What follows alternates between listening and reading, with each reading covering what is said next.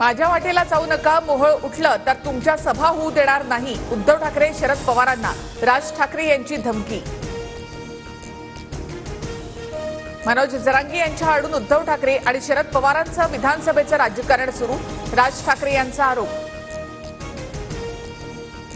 भाजपचं ऐकून मराठ्यांच्या विरोधात षडयंत्र करतायत राज ठाकरे आणि फडणवीसांना. यावेळी मराठ्यांची ताकद कळेल, जरांगेंचा इशारा.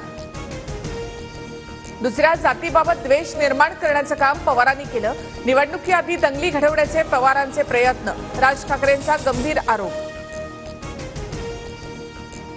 महाराष्ट्राला आरक्षणाची गरज नाही या मतावर राज ठाकरे ठाम. साधनं नीट वापरली तर राज्यामध्ये आरक्षणाची गरज नाही.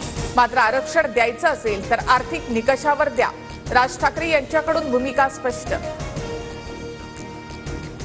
संजय राऊत शरद पवारांची सोंगटी आणि करवली. राऊत पवारांच्या उंबरठ्यावर बसून आयुष्य झिजवणार का? राज ठाकरेंचा संजय राऊतांवर हल्लाबोल. राज ठाकरेंच्या गाडीसमोर झालेल्या आंदोलनाशी पक्षाचा संबंध नाही. आंदोलनामध्ये पक्षाचे कार्यकर्ते असतील, पण ती पक्षाची भूमिका नाही. बीडमध्ये काल झालेल्या आंदोलनावर संजय राऊतांचं स्पष्टीकरण. विदर्भ दौऱ्यामध्ये कशी विघ्न आणतात पाहू. त्यांची विघ्न त्यांच्याच गळ्यात घालणार. माझी पोरं गाल लाल करतील तेव्हा कळेल. राज ठाकरे यांचा इशारा. कोणत्याही नेत्याला अडवू नका. जाब विचारायचा असेल तेव्हा मुंबईत जाऊन गचांडी धरून विचारू. राज ठाकरेंवरील प्रश्नावर मनोज जरांगे यांचं उत्तर.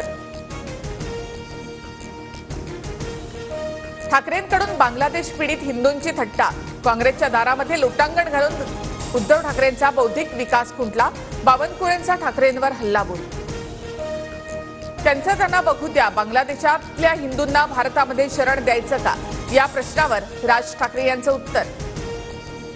पंतप्रधान नरेंद्र मोदींकडून वायनाडमधील पूरग्रस्त भागाची पाहणी. मोदींकडून वायनाडमधील भूस्खलनग्रस्त भागाचं हवाई सर्वेक्षण.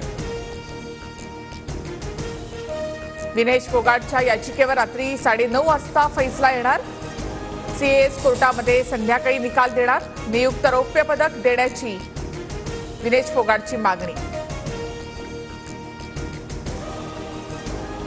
ज्येष्ठ अभिनेते विजय कदम यांचं निधन. कर्करोगाशी विजय कदम यांची झुंज अपयशी.